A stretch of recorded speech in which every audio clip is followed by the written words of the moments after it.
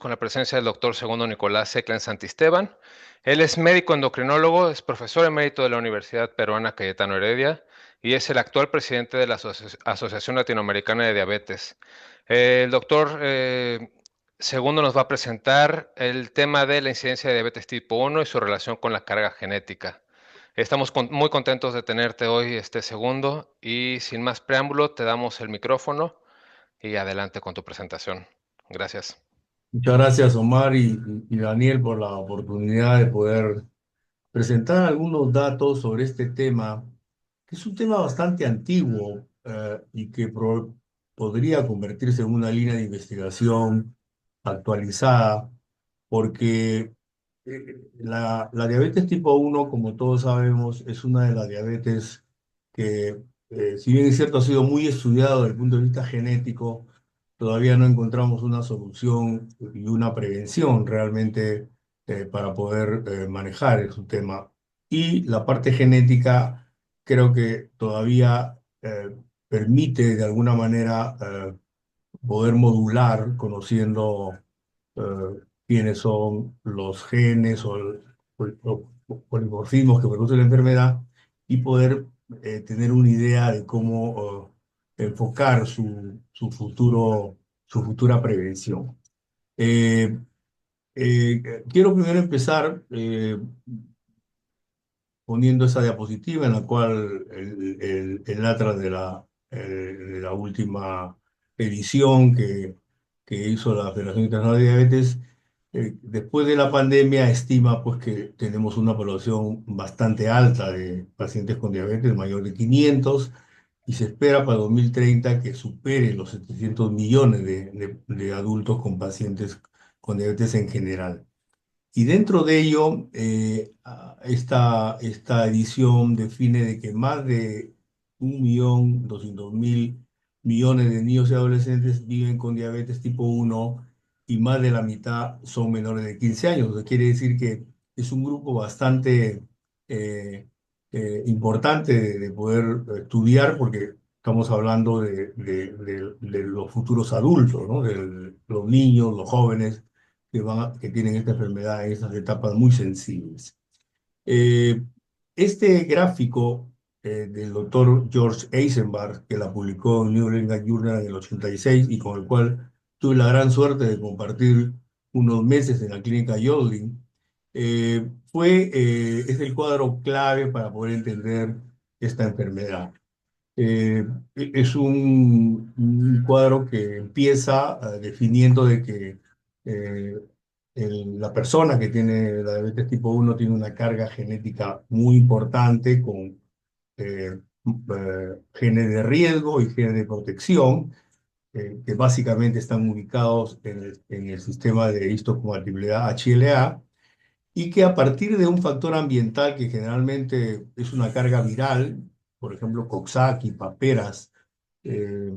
eh, produce una reacción de autoinmunidad que, con la formación de anticuerpos, con un epifenómeno, porque no son los que destruyen la célula beta, sino es un epifenómeno, para saber que estamos en un proceso de autoinmunidad, comienza un proceso de destrucción de la célula beta, de la masa de la célula beta del lote pancreático, y termina inicialmente en una hiperglicemia intermedia, que es lo que se llama el estadio de prediabetes, y finalmente, cuando ya el 80 o 90% de la masa celular beta está afectada, se produce la enfermedad clínica. Esto es importante digamos, de fijarlo, porque es justamente a partir de la carga genética y el factor que la desencadena, es que el proceso de autoinmunidad comienza a producirse en el organismo, generalmente, como hemos visto en la anterior diapositiva, en grupos muy importantes como son los niños y los jóvenes. Para la implicancia genética, sobre todo, se ha visto enfatizada en el grupo de genes del sistema HLA, ¿no? Los antígenos de histocompatibilidad leucocitaria, que eh, producen alrededor de un 70% de la causa genética en esta diabetes tipo 1. resaltando además que se ha encontrado el gen de la insulina y un sinnúmero de genes que no son del sistema HLA que también están implicados en la transmisión de la enfermedad. En relación a lo más importante que produce como factor genético la diabetes tipo 1, el sistema de mayor dehistocompatibilidad está ubicado en el brazo corto del cromosoma 6. Hay diferentes grupos de genes ubicados en la clase 2 de este cromosoma, de P, de Q, de R, que son los que están implícitos como marcadores genéticos en la enfermedad. Estos grupos de genes dan lugar a proteínas que son las que presentan, está acá en color verde, son las proteínas producidas por este sistema que presentan ante la comunidad de inmunidad celular a los antígenos que está en color celeste para poder iniciar todo un proceso de autoinmunidad y destrucción, en este caso de las células beta, que son reconocidas como desconocidas en el organismo, produciendo un total acúmulo de destrucción a través de interleuquinas fundamentalmente, que terminan llevando a la célula a una apoptosis, a una destrucción y finalmente a una disminución del número de células beta en el organismo. Curiosamente, esta insulitis que se llama, en el cual las células acinales son destruidas, infiltradas por leucocitos o linfocitos, curiosamente solamente atacan a las células beta, no atacan a las células alfa que producen glucagón, ni a las células delta que producen somatostatina, solamente a las células beta, y esto realmente es una cosa bastante curiosa, porque van directamente a a producir daño en las células que producen insulina. Ahora, ¿por qué es que este fenómeno es diferenciado y se produce con más frecuencia en unas poblaciones que en otras? Ya desde el año 85, que se formó el Diabetes Epidemiology Research International Group, dirigido por el doctor Ronald Laporte, con el cual tuvimos oportunidad de trabajar una buena temporada. En esos estudios retrospectivos del año 85-90 ya se demostraba que había una gran variabilidad geográfica en la producción de la incidencia de diabetes tipo 1, con incidencias elevadas en países nórdicos y de Norteamérica, como Finlandia, Suiza, Dinamarca, Noruega, Estados Unidos, Canadá, y incidencias bastante bajas hacia el otro extremo, como los países subasiáticos, como Japón, Corea, y en el caso de Latinoamérica, México tenía las incidencias bastante bajas. O sea, había una gran variabilidad. En esta época, por ejemplo, Finlandia tenía una incidencia de 30 casos por 100.000 por año, actualmente tiene alrededor de unos 60, 70 por 100.000 niños menores de 15 años por año. En esa época también se hizo el estudio retrospectivo en América y se encontró igualmente que Canadá y Estados Unidos tenían las incidencias más altas, tanto en la parte más baja reportada como en la parte más alta, y países como México, Cuba, Brasil, de nuestra región, tenían las incidencias más bajas. A raíz de estos estudios retrospectivos, se inició este proyecto que fue financiado por la OMS,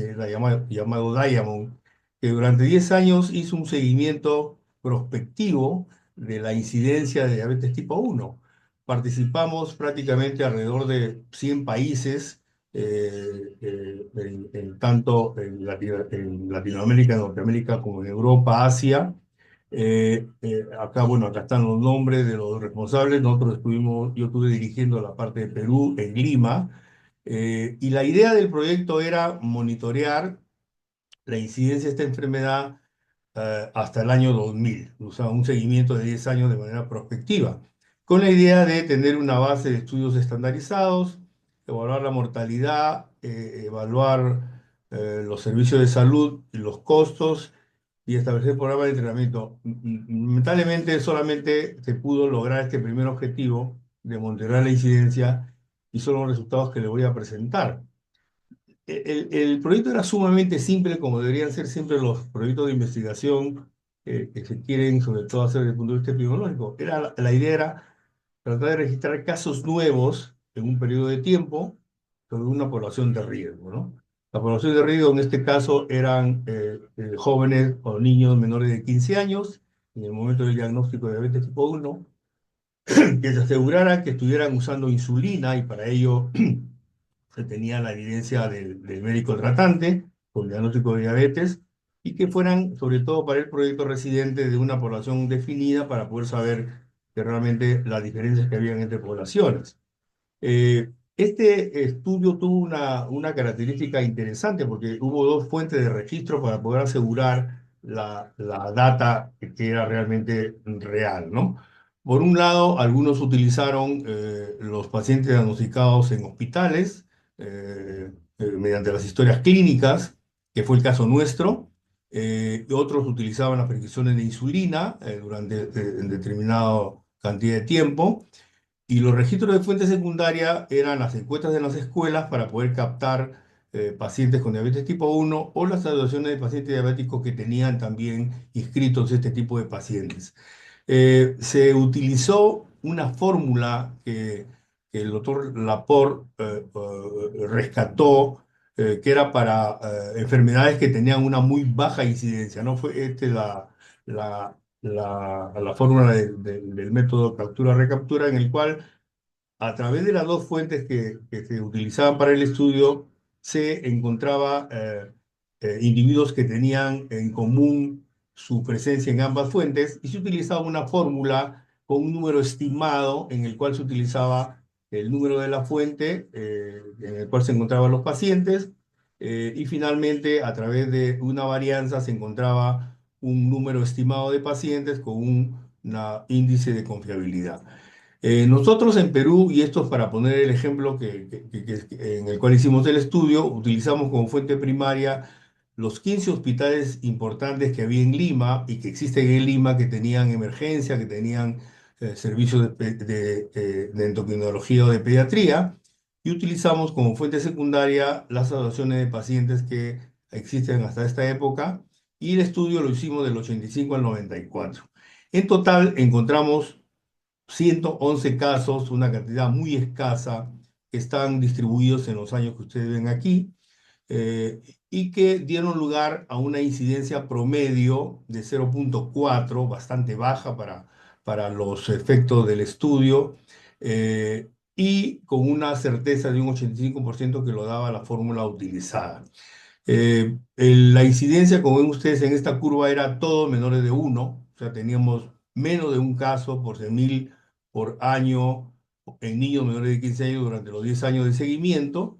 y eso sirvió para compararnos en función de los otros países que habían intervenido en el proyecto. Y encontramos, por ejemplo, en América, que el que tenía mayor incidencia era Canadá y Estados Unidos, y de manera escalonada y progresiva hacia abajo, venía Uruguay, Brasil, Argentina, Barbados, Venezuela, Chile, Cuba, México, y nosotros estábamos en el último lugar como incidencia de diabetes tipo 1, siendo Canadá con cerca de un 25 casos por 100.000 por año y nosotros menos de un caso por 100.000 por año. Cuando comparamos el estudio a nivel de los diversos países que integraron el estudio, encontramos evidentemente que Helsinki tenía la tasa más alta de incidencia anual, seguido de Madrid en Europa,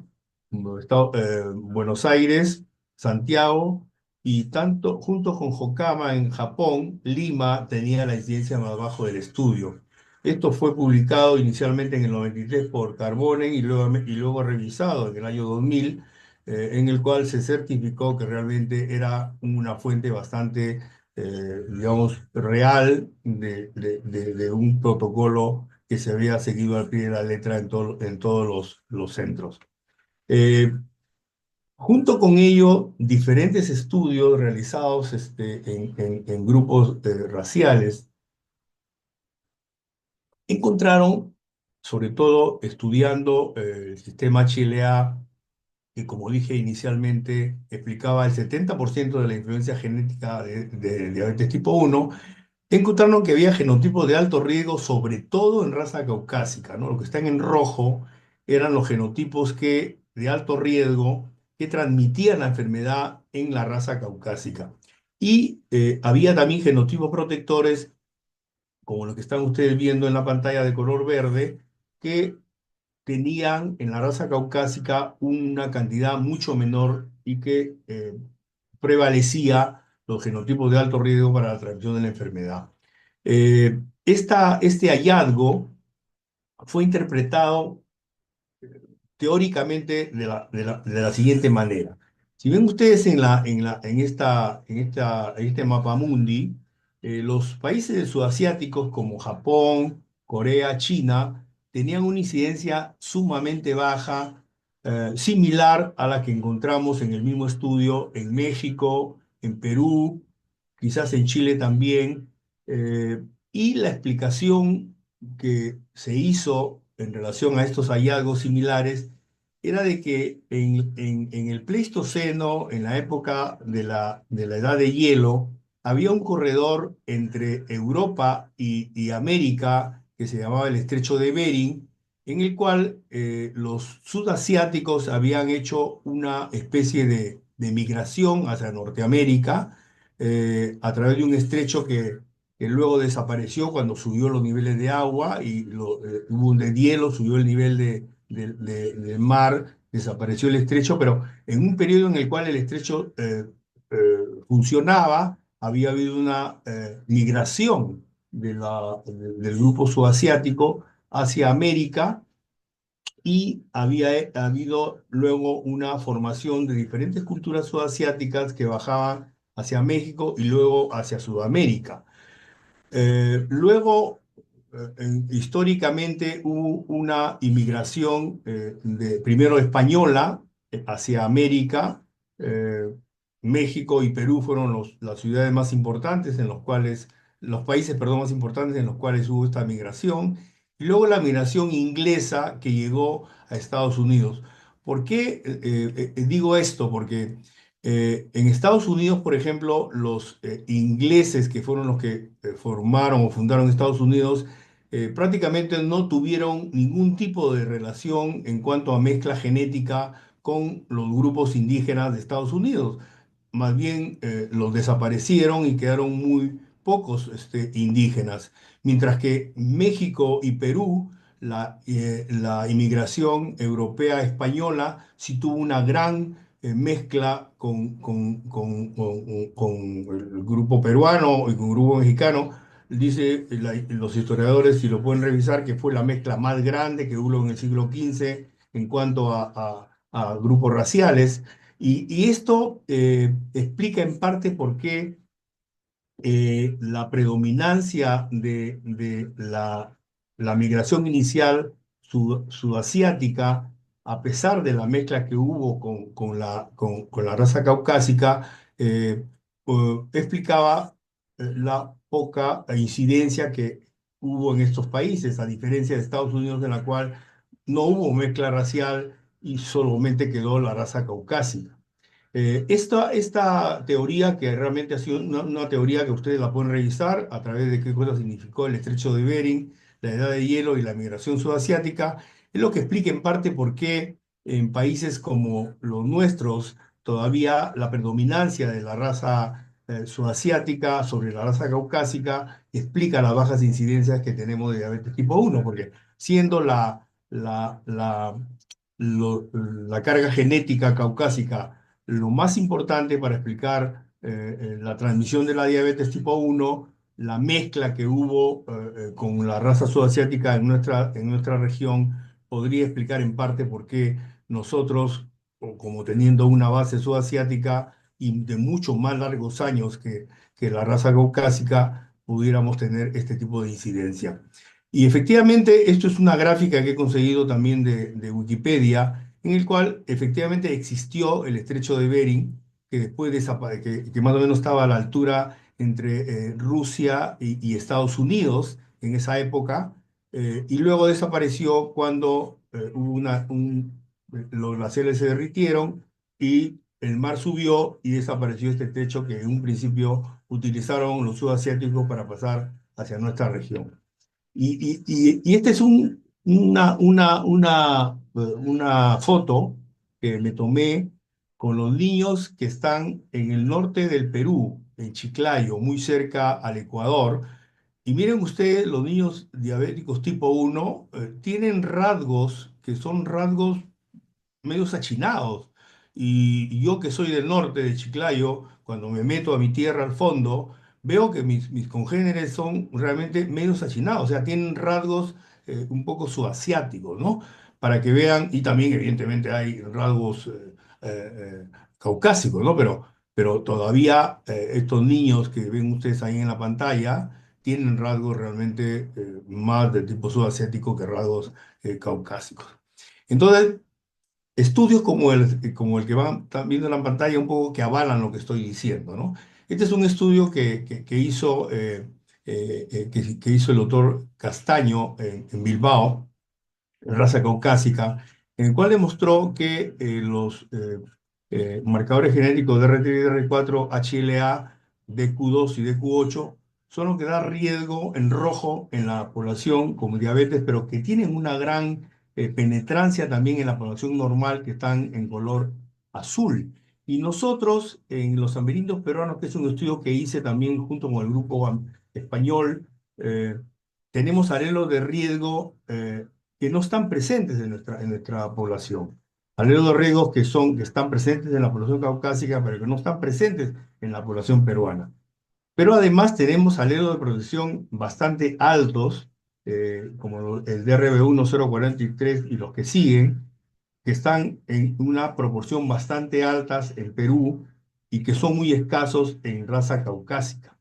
Y esto en parte refuerza un estudio que hicimos y que es un antiguo, pero que lo presento porque tiene importancia. Cuando hicimos en este estudio de Diamond la extensión hacia la parte genética, y esto lo hicimos con la Universidad Complutense de Madrid, con el profesor Serrano Ríos, lamentablemente fallecido hace más de un año, en el cual comparamos los alelos de transmisión de la enfermedad de QV1 en Perú y encontramos que efectivamente el DQB1 0201 y el EQB1 0302 son los que transmiten, igual que en la población caucásica, la enfermedad tipo 1 en el grupo de los niños peruanos, pero con una penetrancia bastante baja, de un 35 a 40% en los pacientes con diabetes tipo 1 y en una penetrancia que llegaba en la población normal que está en amarillo a un porcentaje de 20 a 25%.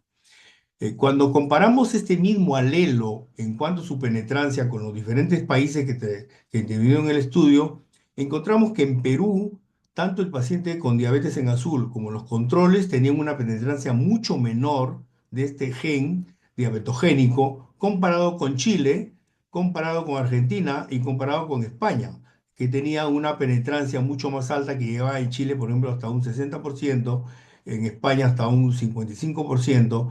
comparado con Perú, que tenía en niños con diabetes menos de un 30% y en población normal cerca de un 10%. Y cuando estudiamos los alelos protectores, en este caso el DQV1 0602, que es conocido como el alelo protector, encontramos igualmente que los países que tenían menor incidencia, como Perú y Japón, teníamos una penetrancia de alelos protectores bastante alta, 25%, tanto en Japón como en Perú, y tenían menos alelos protectores países como España o Argentina, que tenían incidencias mucho más altas. Entonces, se aventuró a hacer una propuesta que todavía evidentemente está bajo estudio, en el sentido de que a mayor carga caucásica, la incidencia de diabetes tipo 1 es mayor. O sea, los países como Argentina, Brasil, Cuba y Chile, que tienen mayor carga caucásica, tienen una mayor incidencia de diabetes tipo 1, a diferencia de Perú, en el cual la gran mezcla que hemos tenido, no solamente con la población subasiática y caucásica española, sino también con la población negra que llegó en su momento a Perú, traído por los españoles, los chinos que llegaron a sembrar arroz o los japoneses que llegaron después de la Segunda Guerra Mundial, tenemos una raza muy mezclada. Eso favorece la dilución del gen que transmite la diabetes tipo 1 y evidentemente la carga caucásica es mucho menor. Es una teoría que evidentemente está para desarrollarla, pero que tiene una lógica en el sentido histórico y antropológico que he mencionado. En resumen, podríamos decir que la diabetes tipo 1 autoinmune es producto de la interacción de los genes del sistema HLA clase 2 con el medio ambiente y explica prácticamente el 70% de la exposición de la enfermedad. El genotipo HLA-DR3-DR4 y sus alelos son un factor potencial de riesgo de la diabetes tipo 1 y su expresión fenotípico, como lo hemos descrito rápidamente, es a través de proteínas que regulan la función inmune y producen un cuadro de insulitis. Y que los genotipos de riesgo para tipo 1 tienen una penetrancia muy alta en la población caucásica, a diferencia de la población amerindia,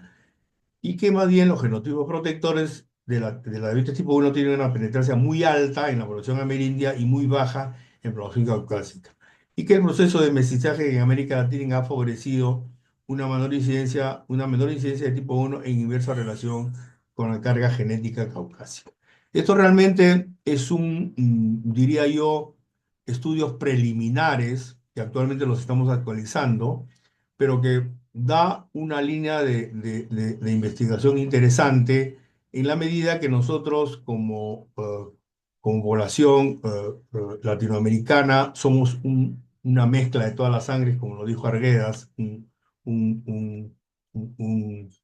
poeta peruano, y por lo tanto creo que es muy importante todavía avanzar mucho más en su investigación. Muy bien, eso sería un poco lo que hemos preparado para ustedes.